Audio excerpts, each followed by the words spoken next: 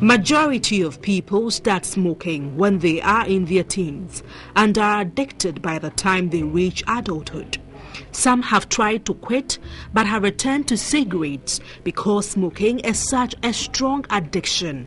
It has a habit that is very difficult to break. There are many different reasons why people smoke. 3 of the main reasons is that young people smoke to look matured, to be like their friends, and to experiment. Since teens see older people all around them smoking, especially their parents and relatives, they smoke to act older. If their friends or peers smoke, they may feel pressured into doing the same to be accepted. The last reason is the excitement of experimenting with something that is forbidden. Some may be in relationships which there is physical or verbal abuse. All these people may smoke to feel relaxed or to give them energy while going through a hard time. Whether young or old, some people smoke to control their weight. Smokers, on the average, weigh 7 pounds less than non-smokers. Smoking reduces a person's appetite. It lessens his or her sense of taste and smell. This could be why ex-smokers gain weight after quitting cigarettes. Food taste and smells so much better. Among young people, the short-term health consequences of smoking include respiratory and non-respiratory effects, addiction to nicotine, and the associated risk of other drug use.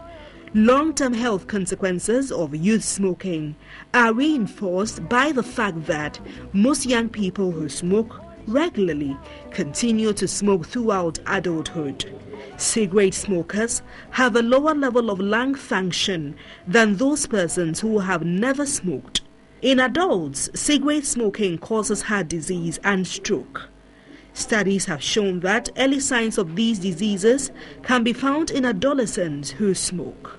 On average, someone who smokes a pack or more of cigarettes each day lives 7 years less than someone who never smoked. The resting heart rate of young adult smokers are 2 to 3 beats per minute faster than non-smokers. Smoking at an early age increases the risk of lung cancer. For most smoking-related cancers, the risk rises as the individual continues to smoke. Finally, there are people who say they love to smoke. Smoking gives them pleasure. It just makes them feel good. But one needs to be very cautious.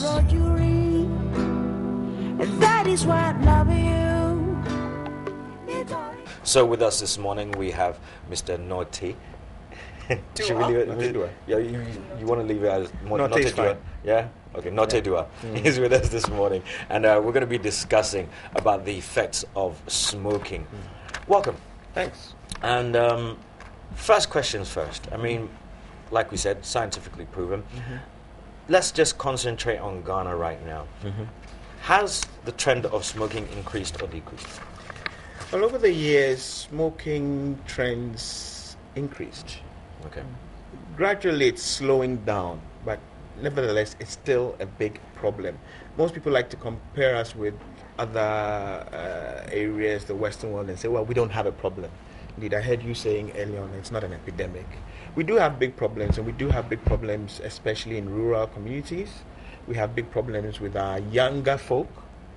Recent studies have shown us that our JSS and SS students are smoking and experimenting with tobacco at an alarming rate. Wow. So we have to take it serious. So even though it's slowed down, it's still a problem. And let me just hit this, Benny and Amma. The thing with drugs, and the nicotine is a drug, right, is that once you have exposure and you like what it does to you, you're likely to continue. We fought tooth and nail to get this warning on tobacco packs across the world, right? Indeed, in the past, you didn't have all these things. You've asked, is it enough? It is not supposed to be enough. It's part of a whole concerted action plan. Education, warnings, etc., etc. And so many things we're doing to make sure that everybody knows that it's incontrovertible. Smoking kills. Ultimately, it kills. Now, the thing is that people need to understand that we're dealing with a drug. So you take a drug, your system becomes used to it. It comes to a point where without it, you don't function the same. Right? I'm sure people have heard of withdrawal. Withdrawal symptoms. Okay. Yeah. So now when I take this drug that my body is now used to, accustomed to, I feel awful. I feel uncomfortable. So now I start using the drug or topping up to make myself comfortable. I use this example with my students. You go to a function, you sit on a dodgy chair. It's wobbly. So you balance it with something, right? Whatever you used to balance it brought stability. As soon as you take that thing away, things start to go wonky, right? So you start to smoke. If God had wanted us to smoke, He would have given us carburetors instead of lungs. Okay?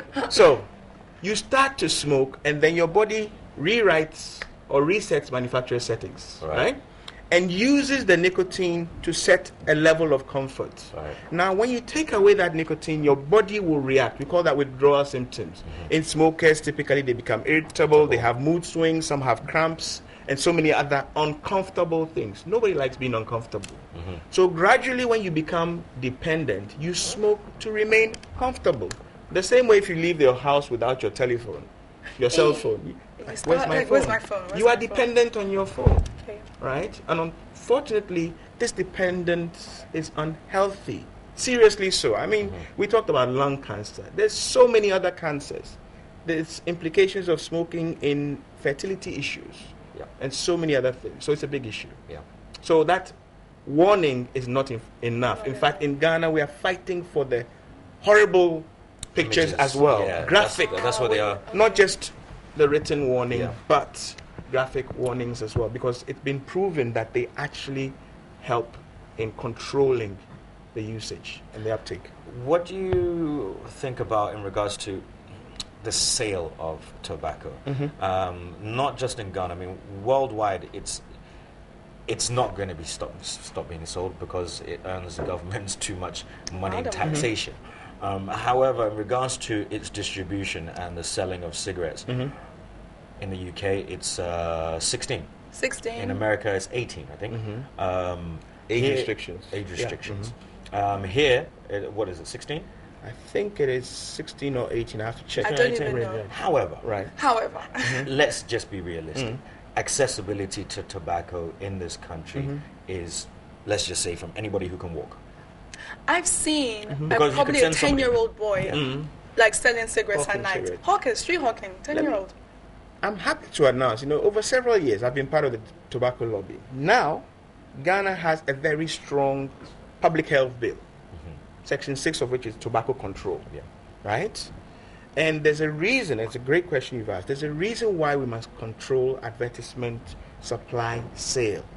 I'm sure you remember the candies, the chewing gum that looks like cigarettes. Yeah. And Oh, all this. yeah, All these things have been banned by international law. Yeah. And Ghana cool. very quickly... They were cool because Yes. we used to buy it every time we were smoking. Okay. Now I've got the culprits in the studio. Confession We time. were kids, we were in primary Now school. you cannot I haven't even seen them anymore. disguise anything to look like cigarettes. And market it, Which especially to children. now entices the younger people to Yeah. use it, because you saw in the clip you showed that peer pressure, wanting to look mature, and so on and so forth, right?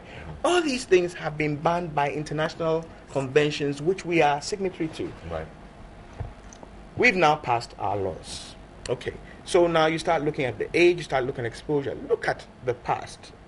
Our beauty pageants and things were sponsored by the tobacco companies. Yes. We had Embassy Double Do and so on Yeah. and so, right? British Why Tobacco, did we kick yeah. them out? Because of this recognition, right? So people need to understand that curbing advertisement, marketing, and supply of cigarettes is crucial, and it's a lifesaver. Now, the important thing is that where you have the, in quotes, advanced countries tightening their laws, and we dithering about it, what happens is that the products move in our direction, yeah. right? And then we inherit the health problems which our health systems cannot cope with. Yes. So the important thing is that we, more than the developed countries, need to be upright and firm in dealing with tobacco and tobacco use, which is what we've now started doing. I mean, we've got laws now which prevent smoking in public places, churches, and all that. It's great to see a couple of nightclubs declaring themselves non-smoking zone. Yeah. Now, when you enter a hotel, our hotels used to be very problematic, but now you've got signs. Yeah. This is a no-smoking zone. The challenge has been that there was a leeway which said that you could designate smoking areas. We call them DSAs. Yeah. So the authorities in their enforcement could tell an establishment, well, we're giving you time to set up a DSA, Yeah. which meant that But- in the interim, people were still exposed to passive smoking. Yeah. And that is dangerous. For every packet of cigarettes a smoker smokes, if you share a common air supply with them long enough, you're smoking about 3 to 5 of those sticks. Oh, wow. And inheriting the damage. The damage as well. As Yeah. well. Wow. Okay. Well known. So, Note, you're a clinical psychologist. Yeah. When it comes to people wanting to give up, Mhm. what are some of the recommendations? Like, if they're watching this, like, okay, I'm smoking, I didn't know all of these things. Mhm. If I want to give up, what is the first step? Because some people can just say, oh, I can just give up. And they usually do for 2 or 3 days, and then something happens, and they just pick up a stick again. What are the steps to take? Because I'm sure not everybody in Right. Ghana will go and seek help. It's Okay. usually going to be done alone. Quick points. First of all, your body has become used to the substance. All right? So when you take it away, you feel uncomfortable. Right? That's why people top up. They will take it to stabilize. If you go to any of the places where smoking is banned seriously, like some of the UN agencies and so on, just hang around in the car park or the corridors long enough, somebody will come out for a smoke because they are in distress. Yeah. Right? And it's uncomfortable. So smokers are afraid of the distress and will quickly address it by topping up. Now, what we try to encourage people to understand is that these are signs that 1, I'm addicted, 2, I'm losing control of my smoking, right? And then, of course, 3, I'm starting to see the negative consequences, all right? So, understanding that although it is uncomfortable, withdrawal will subside, it will pass. Those cravings you feel, the discomfort and so on, gradually will pass. What we need to help you do now is to tie you over that space of time where you do Have the feel it symptoms, yeah. most intensely. So it will pass if you're doing the right things, right? Learn your triggers. Smoking is also a social event. So for some people, they are more likely to smoke in certain drink. situations. I'm If there's a eating, party. I'm having a drink, or there's a party, or I'm bored, right? Learn these triggers and again, now start to make sure that you don't have your setup in those. You don't have your pack, you don't have the equipment, and so on and so forth, right? And then gradually we start a behavioral plan which helps you to cope with these things. Getting alternatives. If I take away something which is a significant part of your life, I've got a big hole to fill. For a lot of smokers, if you take that away, it means I have to change my social network. And this is one of the traps. Telling people you've quit. And quick thing here, if you find yourself announcing you're quitting more than once, then you haven't quit. All right? Quitting, if it is effective, is once. So if you keep on telling your friends, oh, Mejai, and yeah, But then, you're still in the business, okay. right? 2, quitting and staying around people who still smoke. I was about to say, know your friends. Right? I almost rhymed there. Staying around people who smoke is a joke. Because you could choke. Hey, lyrics. The man's in the business. Yes. Okay. Right? So it tells you that it's easier to stay away from something when it's far away than when it's under your nose. So don't kid yourself that, oh, they're my friends from primary school. They'll be the first ones to offer you a cigarette. Right. They will offer you. They will test your resolve. In fact, they need to show you that That you you're can't. kidding. And you haven't. Right? Didn't, couldn't, wouldn't, shouldn't. So don't stay around the people. So quitting a habit very often means changing your social network, which most people are not prepared to do. Right. Oh, I'll hang around the guys and they'll I see won't me. do Yeah, it. I won't do it. Oh, no, it's only a matter of time to say, well, it's a waykeeping, it's a party. And then you take 1. Essentially, I started by showing you that you've lost control. Taking that 1 means taking 2, Yeah. taking 3. Or, oh, I've been off for a month. In fact, I've done well. What's my reward? Let me reward myself. Okay.